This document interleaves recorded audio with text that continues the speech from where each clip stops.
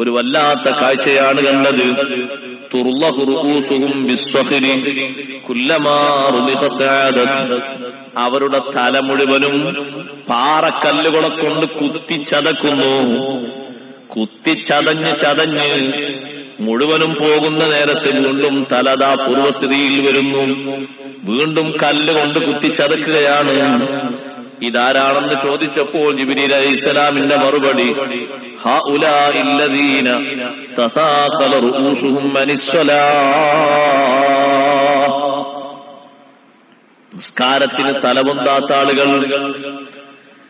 നല്ല തണുപ്പ് അല്ലാഹു നൽകിയപ്പോൾ സുബ്ഹി നിസ്കരിക്കുന്നവർ, കുളിച്ച് ഭക്ഷണം കഴിച്ച് നല്ല ഉറക്കമുറങ്ങിയിട്ട് അസ്ർ നിസ്കരിക്കാൻ തലപൊന്താത്തവർ, നിസ്കരിക്കാൻ തലക്കനമുള്ള ആളുകളില്ലേ?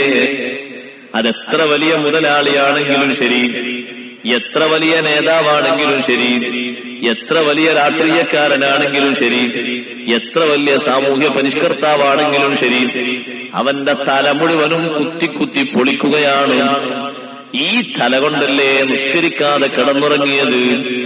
സഹോദരങ്ങളെ, നിസ്കരിക്കാത്തതിന് ആ തലക്ക് തന്നെ നോക്കിയിട്ട് കല്ലുകൊണ്ട് കുത്തിച്ചതക്കുന്നു, രൂപപ്പെടുത്തി കാണിച്ചു കൊടുക്കുകയാണ്.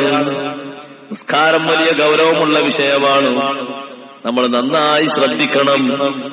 ഏത് കാര്യത്തിൽ ഇടപെട്ടാലും നിസ്കാരത്തിന്റെ വിഷയത്തിലുള്ള ഗൗരവം വിട്ടുപോകരുത്.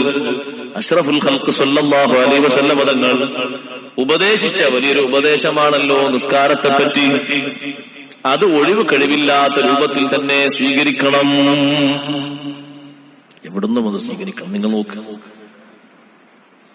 നബി സല്ലല്ലാഹു അലൈഹി വസല്ലം ഒരു യാത്ര കഴിഞ്ഞ് വരുമ്പോൾ സ്വഹീഹ് ബുഖാരിയിൽ കാണാൻ ഹദീസ്. നിസ്കാരത്തിന്റെ മാത്രം ഞാൻ പറയുന്നത്. ചില ആളുകളൊക്കെ ഉണ്ട്, വിമാനത്തിൽ പോകും. വിമാനത്തിൽ ഇപ്പോൾ ഉദു കൊടുക്കാനും മറ്റൊന്നും കഴിയൂലല്ലോ. അതുകൊണ്ട് ഞാൻ അവിടെ ഇറങ്ങിയിട്ട് നിസ്കരിക്കുക. ഇറങ്ങുമെന്ന് വല്ല ഉറപ്പുണ്ടോ? എവിടെങ്കിലും പോയി കുത്തിയാലോ? വിമാനത്തിൽ പോകുന്ന ആൾക്കാർക്ക് നിസ്കാരമൊന്നുമില്ല, ട്രെയിനിൽ പോകുന്നവർക്ക് നിസ്കാരമൊന്നുമില്ല. ചിലര് പറയാം അത് ഇനി ഇവിടെ ബുദ്ധിമുട്ടാണ്, അവന് യാത്രക്ക് വരണിന്ന്. നിയമങ്ങൾ പഠിക്കാനൊന്നും അവരില്ല. അവർക്ക് ബുദ്ധിമുട്ട് തീരെ തരണം ചെയ്യാൻ കഴിയില്ല. മുഴുവനും ഫുൾ ടൈം അവർ എയർ കണ്ടീഷനിൽ മാത്രം. നിയമങ്ങൾ തരണം ചെയ്യാൻ, നിയമങ്ങൾ സ്വീകരിക്കാനൊന്നും അവർ കഴിയില്ല. എങ്ങനെയാണ് ആ നിസ്കാരം പഠിക്കാനോ നിസ്കരിച്ചു നോക്കാനോ ഇല്ല ആളുകൾ. മുസ്ലിങ്ങൾ മൊത്തം ആ ഫ്ലൈറ്റിലുള്ള ബഹുഭൂരിപക്ഷം ആളുകളും മുസ്ലിങ്ങളാണ്.